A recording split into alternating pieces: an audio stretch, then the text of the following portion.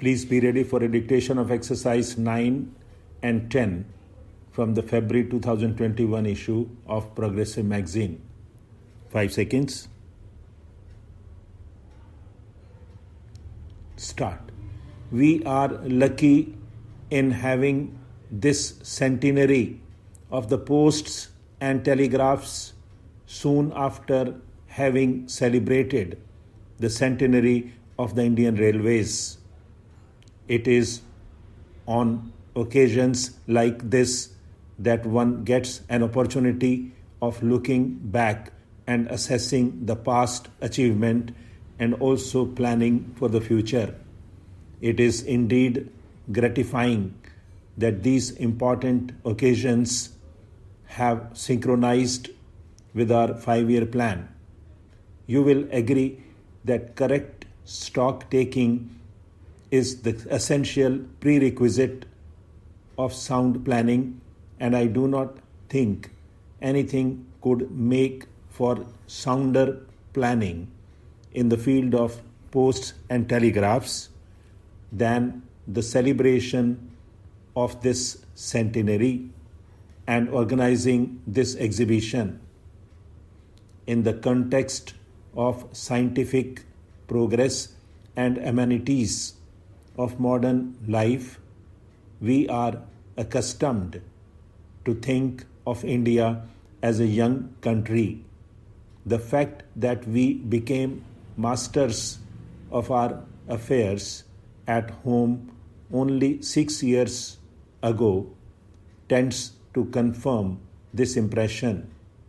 In reality, this impression is an illusion to allay which it will be necessary to know the facts about the growth and development of telecommunications in India. 100 years ago, telegraph lines began to radiate from Calcutta, which was then India's capital.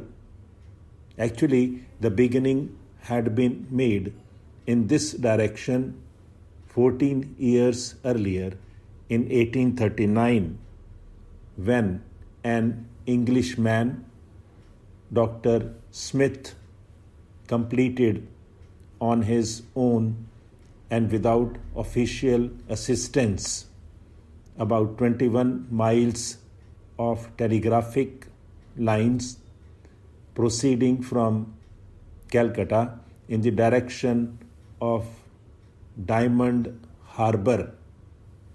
It was, however, in 1851 that the first telegraph line to carry traffic was constructed between Calcutta and Diamond Harbour. The next 2 years may be said to be a period of experimentation. Towards the end of 1853, the experimental stage ended and countrywide expansion of telegraphic traffic was planned.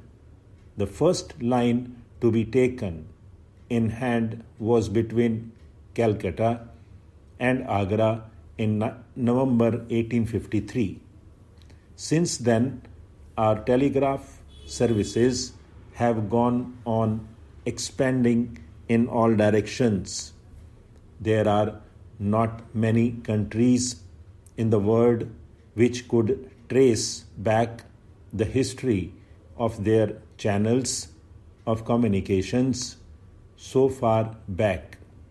From the very beginning, these services were government owned, and it is now recognized that the Indian Posts and Telegraphs is the oldest government owned public utility in the world. It is a fact of which we can all be legitimately proud. The Indian Posts and Telegraphs Department, for its great strides since the pre-mutiny.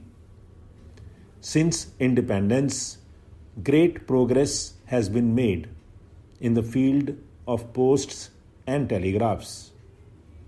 In this development, the village, and not merely the city, was the target of concentration. Thousands of new post offices have been set up in the countryside, so that today every village with a population of 2,000 or above has a post office.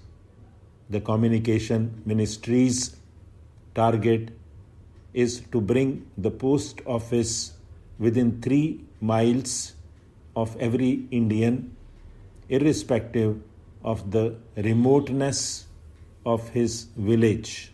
Stop.